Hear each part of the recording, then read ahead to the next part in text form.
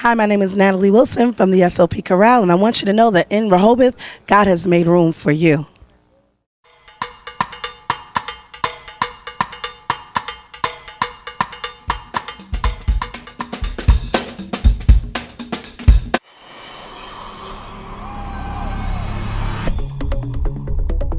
Soon to open in 2017, Washington, D.C. is home to the Museum of the Bible. Curating a series of exhibits that will travel to multiple cities, the base in D.C. will host collections of rare printed Bibles and other artifacts in its 430,000 square foot facility. See plant species referred to in the Holy Scriptures on physical display, and then visit the cafe to taste them. To learn more about the Museum of the Bible and its traveling exhibits in a city near you, visit our website at rfuonline.tv. And if you're looking for something to curl up with at night, get Reposition Yourself by T.D. Jakes. It is a New York Times bestseller for a reason, and you'll be all right with the world when you get your copy. After placing in second for the Gospel Star Search, Janice Lavon continues to sing contemporary inspirational music. Say About Me is the latest installment, but to hear more, visit our website at rfuonline.tv. And we'll be right back.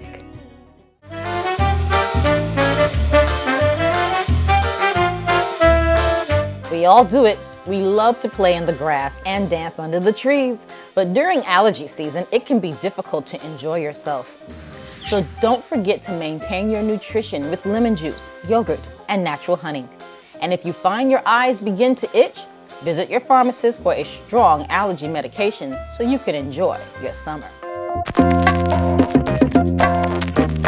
From vocal instructor to performance artist on stage and now on tour, performing his latest release, Love Plus Life Equals, and that's it. So hopefully he'll tell us what it equals. I'm Alicia Foxworth. You're watching Rehoboth View, and we welcome our guest today, Mr. Carl Brister. Thank you for having me. So you know where I'm going with this one, right? With love plus life equals.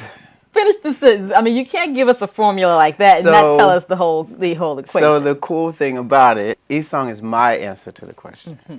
And it's such an individualized equation that you actually get to say what happens. What happens to love when life comes into the picture. Okay. So that cute love that you used to have and used to be all giddy and used to go out on dates. What happens when the bills come, when the kids come? Oh, will you still love me? Will you still show your love for me? So I might feel it, but I might not show it to you. Exactly. Okay. You get to decide. And so I went through a lot of experiences while writing this record that I had to make those decisions, with my wife. Say, are we going to let these bills sort of suffocate our love and snuff out the flame? Okay. Or am I going to fan it? Or am I going to take the time and send her a text to say, I love you, I'm thinking about you, I can't wait to see you? Well, that's a very interesting question, because I can imagine a lot of people who might feel, well, you're not doing enough to pay the bills, so should I still love you, as opposed to you're unable to pay the bills. I think there might be a little difference there, but I definitely feel where you're coming from. Well, it's about what you choose to focus on. Yes. What you choose to make enormous. And my whole thing is that love plus anything makes it better. It makes you more able to get through it. And you really decide where your love lies. When something like illness or personal tragedy or, molestation, things like that, these are things that I talk about, my own experiences. You have to choose, am I going to continue to love myself? Is that love more powerful than that thing that happened to me? Okay. And am I going to enjoy this life that I still have and say, I'm still here, which is one of the songs, or am I going to let it defeat me? Wow. I like that your previous piece was called Uncomplicated, But this is definitely not uncomplicated. Not this time around, but it's so important what you're talking about, because love is more than just an emotion. Yes, it is. Yes, it is. Love is an action. It's a verb. It's what we do. It's not just what we say. And you get tested. You know, when life comes into play, you'll find out what you're really going to do. That You'll is see true. if that love is till death do us part. So it sounds like a little bit of a character issue here, too. You're addressing some things in your music about. Well, you find out a lot about your character Yeah. when you go through things in life. And at the end of the day, it's here to be enjoyed. Okay. Somehow to find your way through it, to just find as much peace and fulfillment as you can. And so I had to find that too. And so I have a song called Turning Point, where do I love this thing called music enough to keep going, even though it's hard, even though the road is long? Wow. Or is this my exit? So that's love what, makes you strong. Yeah, it'll. I should hope so. It'll let you see how strong you are. And if you're not strong enough, maybe it'll make you a little stronger. Yeah. Let's hope so. Yes. Stephen, I love you. That's my husband. I just had to throw it out there. I love you, By the baby. way. Yeah, by the way. Okay, so, you mentioned a little earlier, too, about, going through some of the challenges of life. You experienced molestation, and you Yes. have some philanthropic work that you do with young people. Yes. Tell us about some of that. Well, yes. So at the age of 5, I experienced sexual abuse by a trusted family friend, male adult, and I was threatened never to tell anyone, and I was silent. And as a 5-year-old, it's really difficult to process something like that, and it was repressed. And as an adult, all of the memories came back, and then I began to process it. And so now I work with agencies that give the message of everybody deserves to be safe, strong, and free. Yes, yes. And so I performed in Atlantic City for an organization called NJCAP, and really just sharing my story and empowering groups that work with families to let them, especially men, to let them know that A, it wasn't your fault, B, don't keep it to yourself, and C, you're still here. And you were spared for a purpose, and you have a life to live. It didn't end at that moment. Exactly. You still have so much life to be had, and enjoy it. And I like the fact that you're expressing, to these young people, to adult men, not to keep it to themselves, because this is a stigma. Right. And it could cause so many people to just turn inwardly to themselves and just cut themselves off from the rest of the world if they're not careful. Yeah, for men in particular, it's hard to work through it and share it, because you're so fearful that A, it's going to make you look weak, Right. and B, that society might view you As less masculine. right and differently, and you go through all of those things, and then you, as a man, you might even say, should I have fought back more, or If you could have fought back. exactly. And I was 5. Exactly. But I'm examining this as an adult male. But as a 5-year-old, You have no frame of reference whatsoever. exactly. So men suffer in silence, but it comes out in different ways. And, oftentimes it's definitely not productive. Anger management, to crime, to depression. And so, yeah, I do especially try to speak to men to say, speak up, speak to someone, Yes. and speak to yourself, and let yourself know. Forgive yourself if you're keeping yourself hostage, or you're blaming yourself. Forgive yourself, because it was never ever your fault. There really is nothing to forgive. And here you are now, a productive adult with a flourishing music career, a happy, strong, healthy family. How does your wife feel about the music and this new love plus life equals didn't finish the equation. Got to listen to the song. Exactly. Then we get to talk about it like this. Talk about it. How does your wife feel about the new project? My wife adores it, especially because she has 2 songs dedicated to her. There you go. So good husband. Yes. So I dedicated 2 songs. Actually, it turned out to be 2 songs called "I Love Me Some You." Yeah, it's part 1 and then part 2, and basically it's like you say I love you, and it can sort of become mundane. It's like, okay, yeah. But when you say, I love me some you. There's nothing mundane about that. Exactly. On a text message, on the phone, in person, you just can't go wrong with that. No, you can't. So I really wanted to let her know how special she is to me. And I wanted to share something that like everybody could sing and share with the person that they're into. To say, I'm still into you. And, I love me some you. And when she married you, you were already a wordsmith. She knew you wrote your own music. Yeah, when we used to write poetry together, I don't know. I think mine was a little more deep. Okay. But, she knew what she was getting. Exactly. But she was flattered. In fact, the song is different. It's just myself and a ukulele.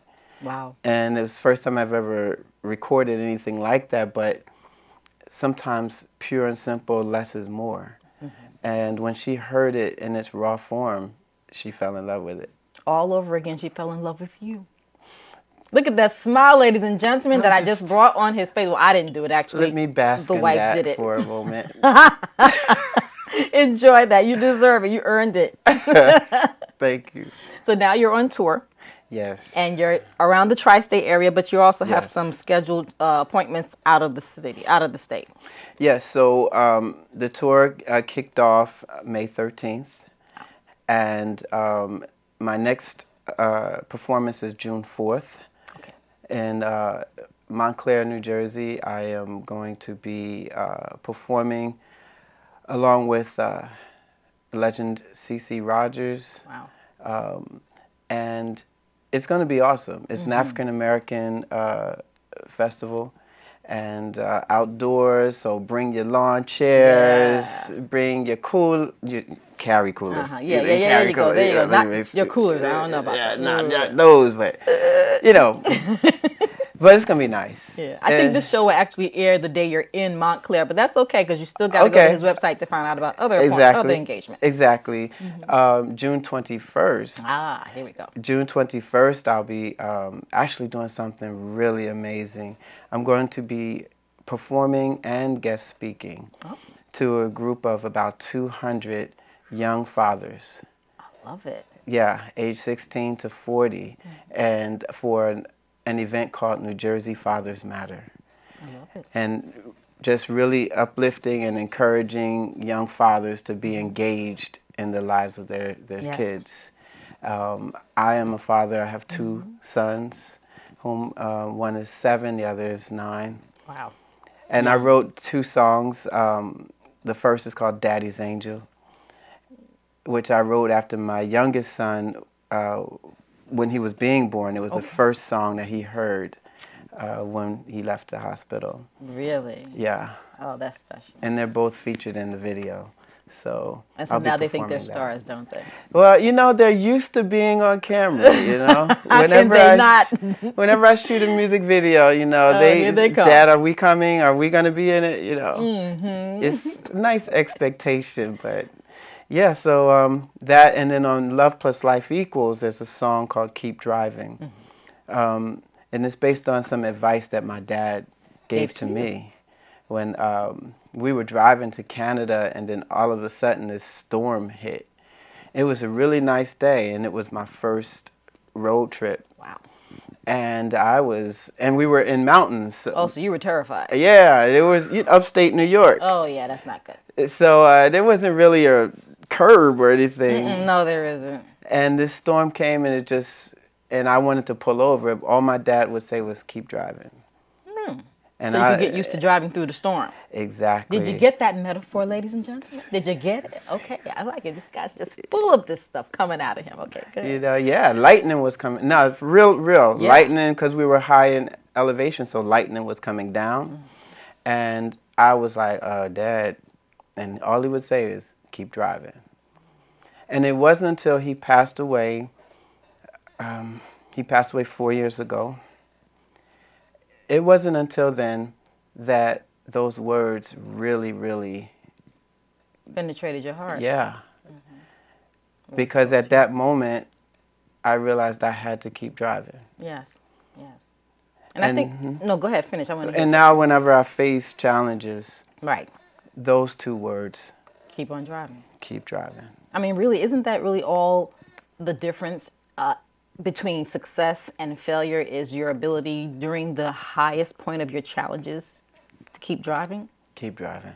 I mean, so many of us kind of like give up and fall by the wayside or, just never make it because we stop driving. We pull over. Yeah, so that was one thing that so I'm going to share with these men on June 21st, and it's going to take place at Rutgers University. It's an all-day symposium.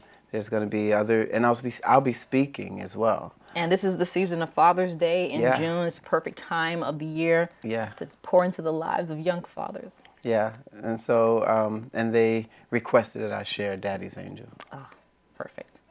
Wow, you are just so busy. You are wordsmith, you are psalmist, you are minister, public speaker, husband and father and friend. What's next? I know you are engaged in a lot of philanthropy. You've been overseas. Yes, I have. Tell us about that. I went to Liberia for an outreach. We were sharing food and by day and the word by night. It was eye-opening, life-changing. It was right. They had just come out of a civil war. Right. And the country was really ravaged. And the cool thing was I went over there to give. Right. I ended up receiving way more. And the people I befriended, it's particularly two young men that were singers themselves. Oh, look at that. And they taught me all these songs. And the music was just so rich. I really left there feeling like I was the one who was blessed. Yeah. Yeah, that's interesting too, especially given the fact that they had so recently finished with the Civil War, as you spoke earlier. Did you have any concerns about going to an area that might still be dangerous? I know the heart of a missionary has to go where it has to go, but what, if any, can you share with us were the thoughts that might have run through your mind? My desire to go pretty much overshadowed any of those fears, to be quite honest. Were you married at the time? I was, yeah. And your wife had nothing? My wife was pregnant with my second son. And what did she have to say? Go. All right. Go. Definitely married another missionary. All right. She has the gift of faith. Amen. She's not shaken easily. And so, she said go. And it was a wonderful experience. Wonderful experience. And look at what you came back with. Yeah. A heart full. Yeah. This is cool. I want to know, what's going to happen with the next project? Because even though you are touring now, I know you're also writing new material. I am. I'm excited. Even, what's happening is people are discovering my former projects as they come to know the new. So even with Daddy's Angel, it's going to be featured in a miniseries. Really? Yeah, out of Australia. Sweet. So I'm going to be posting all the information about that. Please. Just check my website, www.carlbrister.com.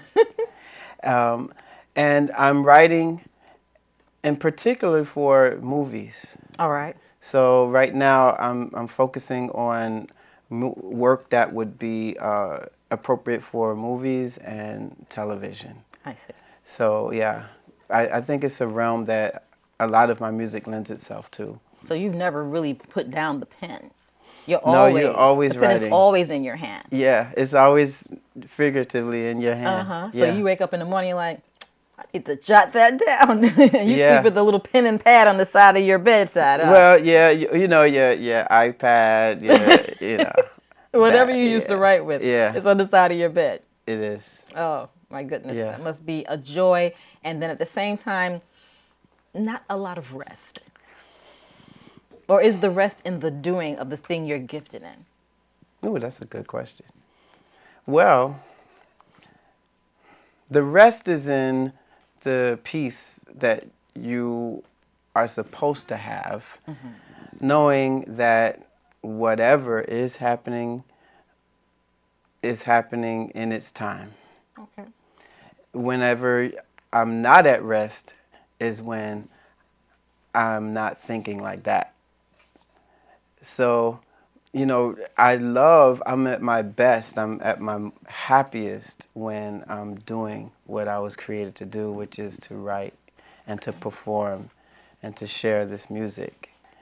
And in that, I'm always calm. Well, he's calm now, but you won't be for much longer because we're going to take a break. But when we come back, we're going to ask him to share a few words of inspiration with us. You know, that in addition to the music video that we're showing on this episode. So stay right there. We'll be right back.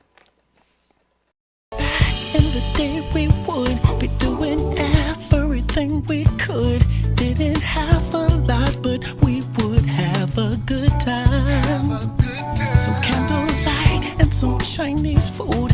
Avocado, but it was still good. Giggling, laughing about how we would be loving each other for life. So let's go back, let's go back. Don't let go, baby, let's go back. When love like spring was simple, with a little we were so good. Let's go back, let's go back. Don't let go, baby, let's go back. When love like spring was simple, uncomplicated love is so good. I just think we gotta keep working on this thing. It's just so good to let go.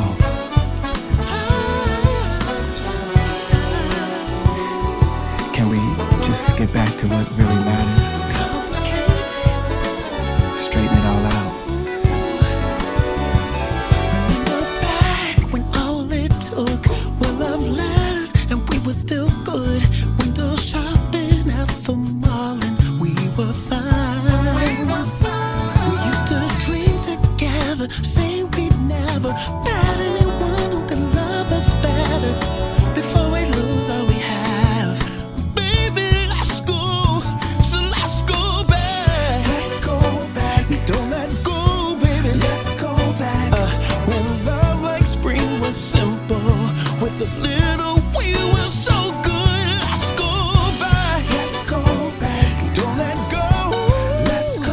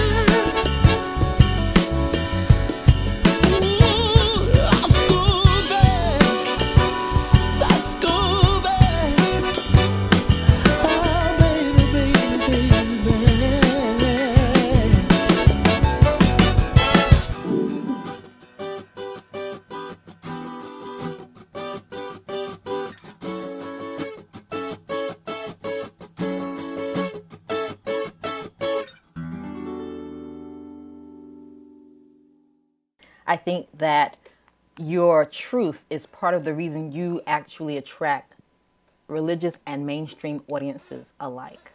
Because not just one kind of community comes to your concerts. Exactly, yeah. Yeah. Right? Yeah. I mean, you perform everywhere, right? I do.